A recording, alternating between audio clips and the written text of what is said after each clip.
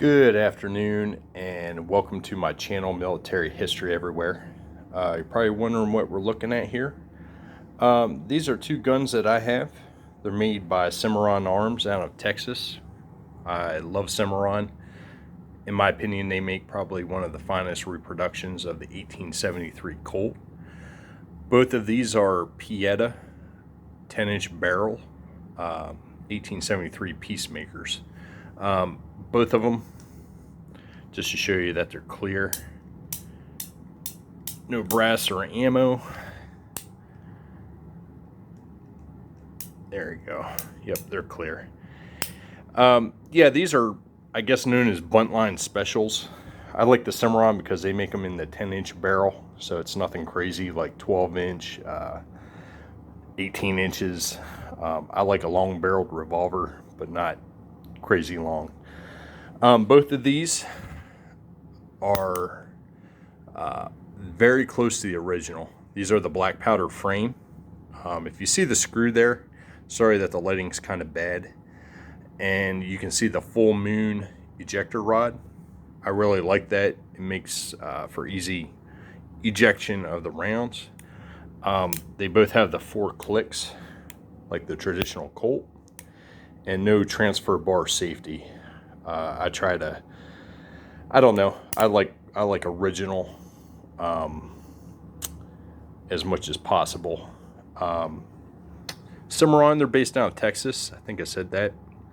But they get their manufacturing done by both Pieta and Uberti. The difference is Cimarron has their own company standards that they request that the manufacturers meet. Yeah, these are just beautiful guns. Sorry, I had to put them on the floor just to get a good view of, make a good view for you. They got beautiful case hardening frames, beautiful bluing on the barrels. Another thing I like about Cimarron is they try really hard to get the correct stamps on the frame. They try to make them as close to the original as possible. They got really nice grips on them, and of the two Italian manufacturers, Pieta and Uberti, my personal opinion, I believe Uberti probably makes a better black powder cap and ball revolver, but I think Pieta makes a better quality metallic cartridge revolver. These have a 10-inch barrel. The original, you could get a personal order made through Colt. They basically charge $1 an inch for the barrels. And there's a lot of mythology about Buntline specials, especially in reference to Wyatt Earp and some of the gunfighters. Did they exist? Yeah, but they were personal order. And Ned Buntline's story, you can believe it if you want to. It's hard to tell. If you do your research, he probably did not purchase. If you're familiar with the story, Ned Buntline basically wrote that he provided several gunfighters like Wyatt Earp, I think Bat Masterson, with extra long-barreled 1873 Colts in a lot of his writing, but it was never really backed up. But they did make long-barreled 1873s. Colt got into the center fire business a little later than some other of the firing weapons companies like Remington. But in 1872, I believe they did the trials for the U.S. Army, and the Army picked this design for their next sidearm. It was used by the U.S. military for well over 20 years. And I'll give you a view of some of the other things I got here.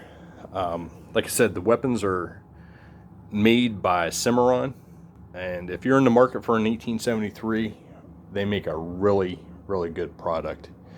The actions are real smooth, real light trigger squeeze. The balance is excellent. They really try to make their frame sizes as much like the original 1873 Colts as possible. A lot of the modern companies like the Rugers, the Blackhawks are a little bit bigger of a frame size. But enough about the guns here. This holster I had made at London Jack's. He's a quality leathersmith based out of the UK. This is an exact copy of the Wyatt Earp holster from Tombstone. When I bought the first gun, I figured can't have a better addition than that holster. It's beautiful craftsmanship, beautiful leather work, and it fits the gun excellent. I carry it in a cross draw just because of the barrel length.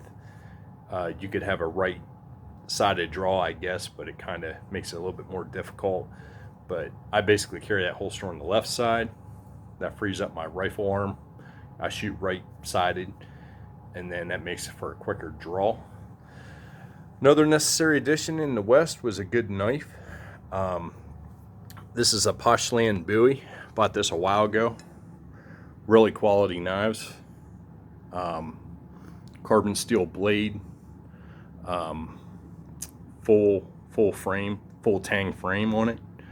And yeah, good knife. Was almost as important as having a gun, if not more important in the West. It's got a nice matching sheath. Goes along with the holster real well. That button's a modern adaptation. I'll probably get rid of that. But yeah, so this is basically a Western gun setup, gun kit. I'll go back to the revolvers here. I haven't done single action SAS shooting or anything like that. I love the West. I love military history in general. And the 1873 was a very big part of that. There were other guns out there like the Schofield that, could load faster with a break open model. But in my opinion, people might disagree. Nothing can beat the feel of an authentic style 1873. This gun was called many things: Big Iron, Single Action Army, Smoke Wagon, Peacemaker, Old Ironsides, a lot of different names. But during the Indian Wars, during the frontier settlement era, people relied on this 6-shooter right here for safety, for defense. And the 45 Colt's still a very powerful cartridge. My next video, I hand load a lot of my 45 Colt rounds, black powder. I like shooting as traditional as possible, but we'll do a reload video on that cartridge. And basically what's unique about Colt, when they developed the 1873, they developed this pistol in conjunction with developing the 45 Colt round. The U.S. Army wanted a powerful handgun ammunition, and Colt developed the 45 Army, 45 Colt, 45 Long Colt, and this firearm was basically developed around that cartridge. It's center fire. I'll just do a real quick overview of it, let you get a good look at it. Like I said, it's got the full moon ejector. It's got the retention screw. Really beautiful gun. Both of them. That's why I have two of them. I love, if I'm horseback riding or out in the woods. I love the 1911 too, but I don't know. I love the simplicity, the feel of this very unique piece of American history. Variants of the 1873 have been in production for well over 100 years. Colt still makes their own, the original, but they're very expensive. This gun here, Cimarron, they offer a broad variety of historical rifles, Schofield model handguns, Smith & Wesson and Colt Single Action Armies. They're based out of Texas, and yeah, next video I do, we'll take one or both of these to the range. I'll show you how accurate they are, the loading and firing procedure, how they carried it, etc. Hope you liked the video. If you like the channel, please subscribe.